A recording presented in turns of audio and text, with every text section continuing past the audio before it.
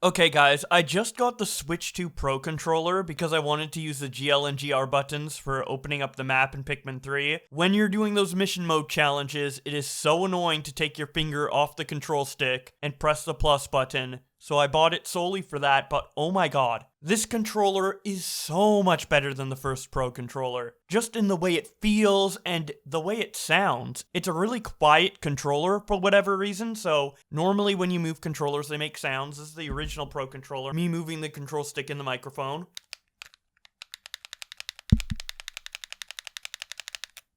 And the buttons. Now let me do the same thing on the Switch 2 Pro controller. So this is the control stick.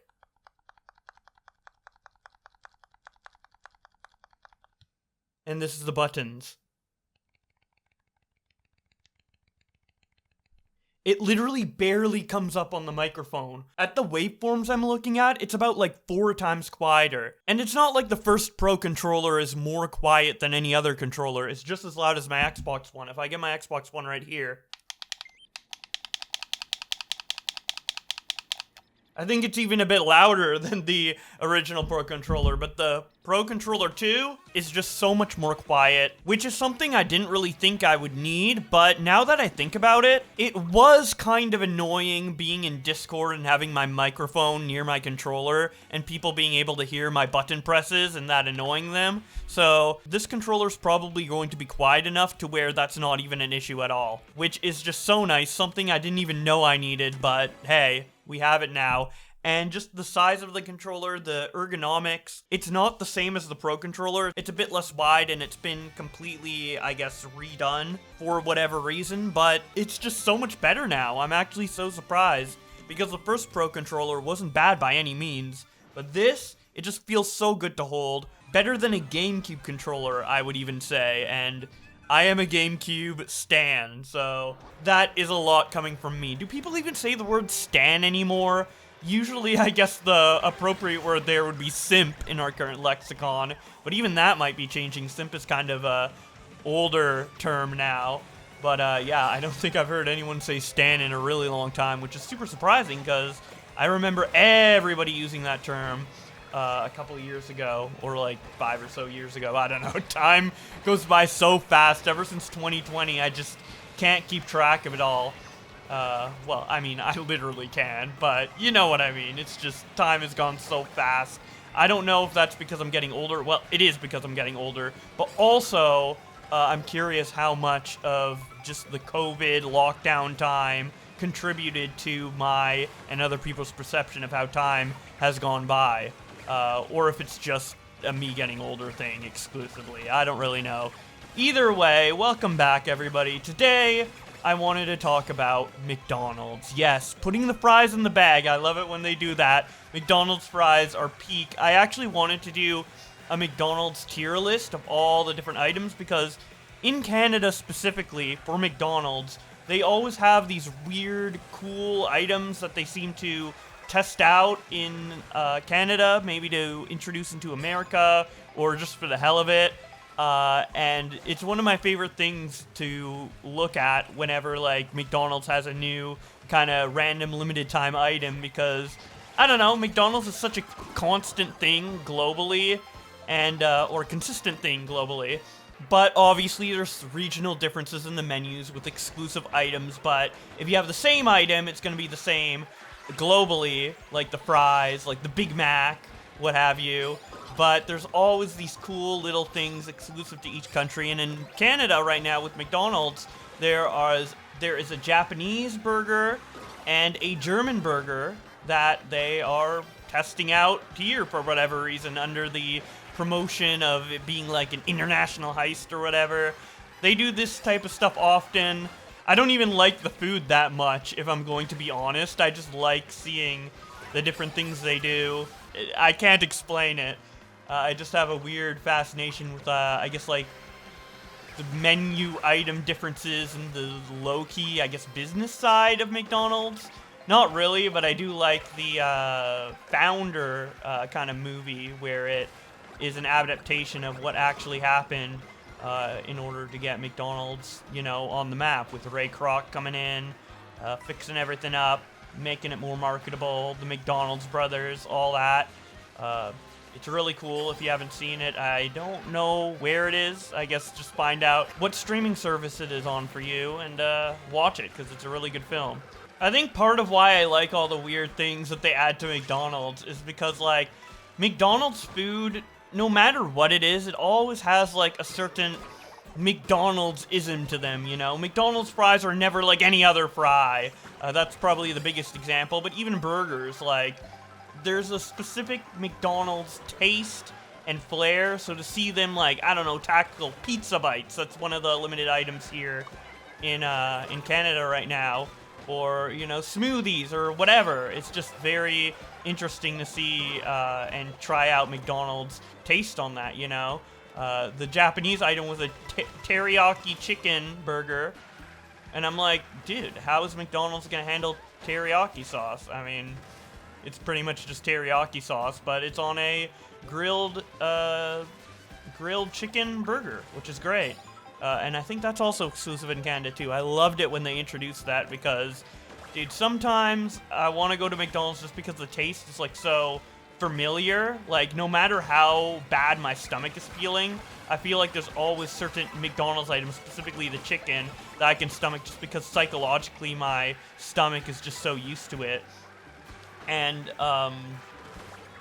the best one is definitely the grilled chicken burger if I want to go for like a more, I guess, healthy quote-unquote option that isn't like as hefty on my stomach, because you know, the crispy chicken, it's a little bit more hefty, but it's still really good.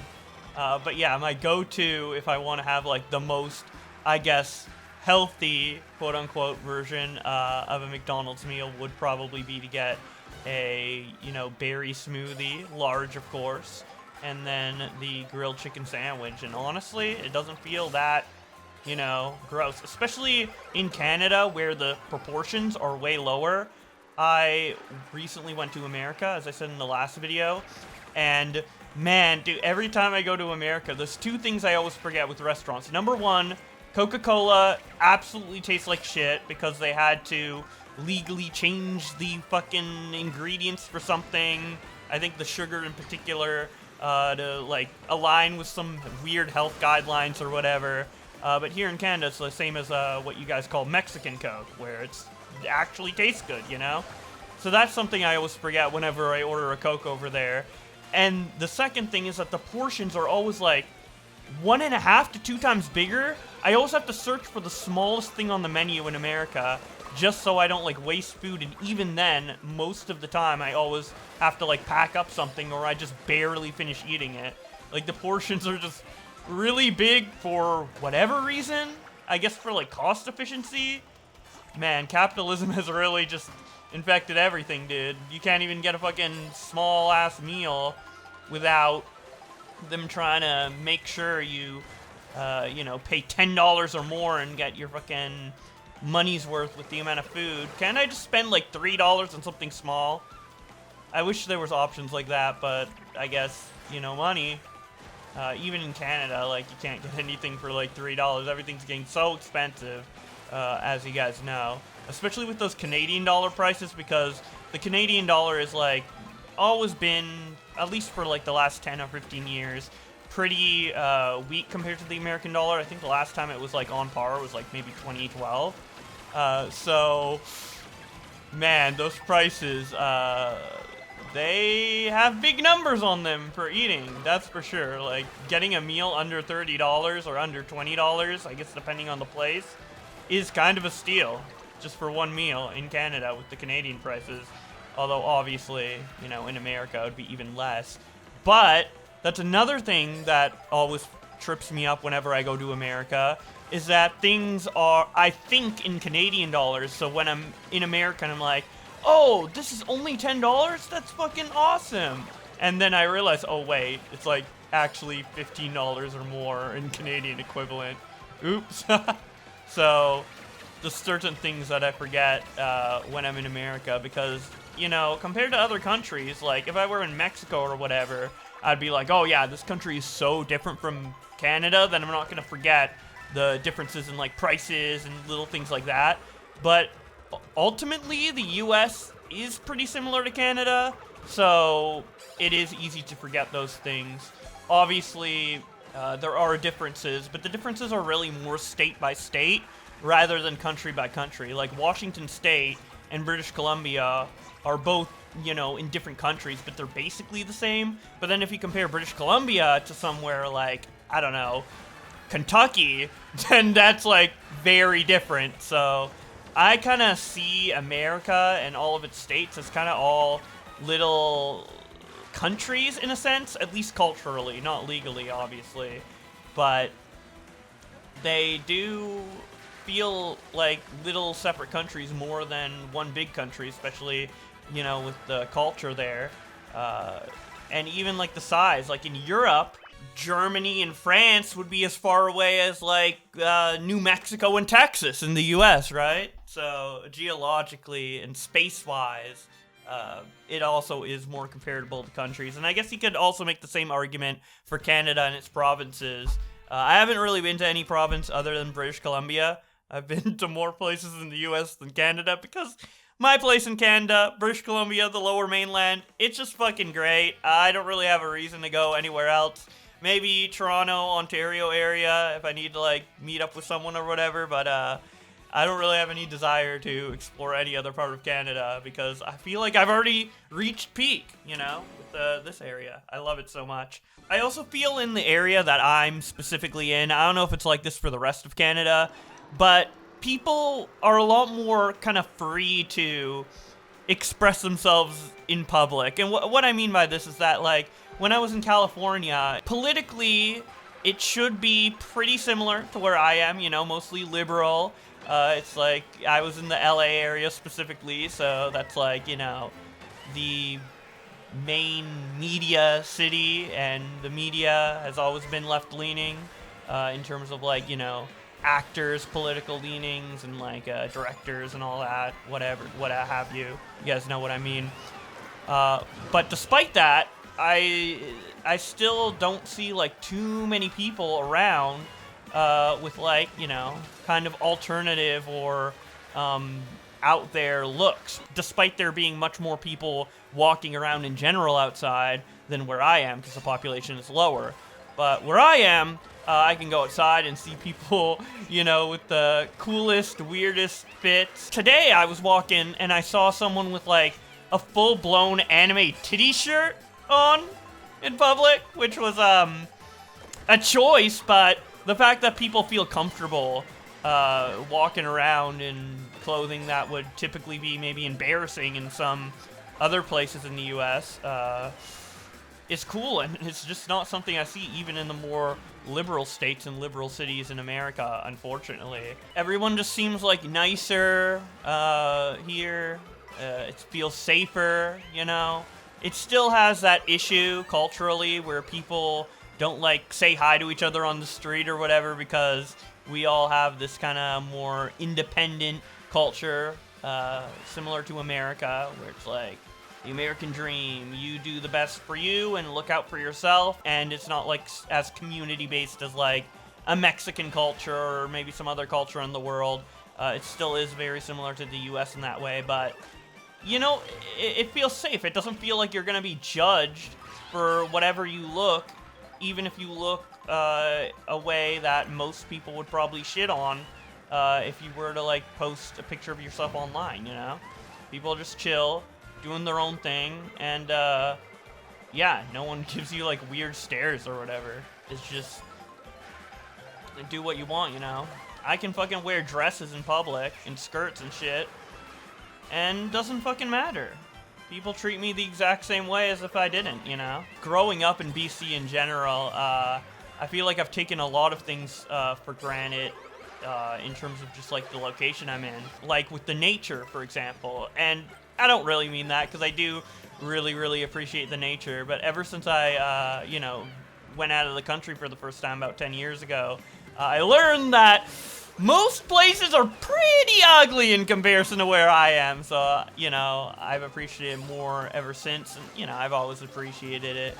We have a good view of Mount Baker from over here, so we get even a little bit of American nature that us Canadians can enjoy from over the border. And obviously, there's a lot of mountains and cool areas. The Winter Olympics was held around this area in 2010 for a reason. Very nice, very awesome. I love it a lot, and I wouldn't want to live anywhere else. There was one time where I was actually thinking, maybe I will move to America. And it was actually after listening to Andrew Yang on the H3 podcast, because when he was running for president in 2016, because he was very forward thinking. Like, he was already prepping for AI and technology taking over jobs. He was very aware of, kind of the state the world was going to be in the next 10 years. He predicted it almost perfectly, and he had a lot of good solutions, including universal basic income, and I felt like, hey, I actually want to be a resident of America if this guy is in charge, because we would be in good hands as Americans if, I became an American under the leadership of Andrew Yang, but of course, that didn't end up happening. They had Hillary as the candidate, and, because of that, Trump won, or because of his own promotion or whatever, but having Hillary as an opponent definitely didn't make the choice to not choose Trump any easier for Americans, I would assume. It is a shame that the leading candidates that you always have to vote for are all old, out of touch people, literally every time, but hey, maybe next election you'll have a candidate who is younger than 70 years old. Jesus. I feel like that's a bigger issue than all of the president being men. Like, yeah, it'd be cool to have a woman president. The first one, that'll definitely be a special role in history for whoever does end up being the first female president. But the real issue is not that all these presidents are men. It's more so that they're old as shit. So yeah, at the end of the day, Canada versus the US. It's kind of like Pro Controller 1 versus Pro Controller 2. Pro Controller 1 being America, a little loud with the control stick, a little fucking less good, still functional, still the same or just as good or better than other countries like the Xbox controller. But man, dude, this fucking Switch 2 Pro controller, the Canadian, Canada, better country. That's what I think. So let me know your thoughts down below. Thank you guys for watching, and I'll see you in the next one.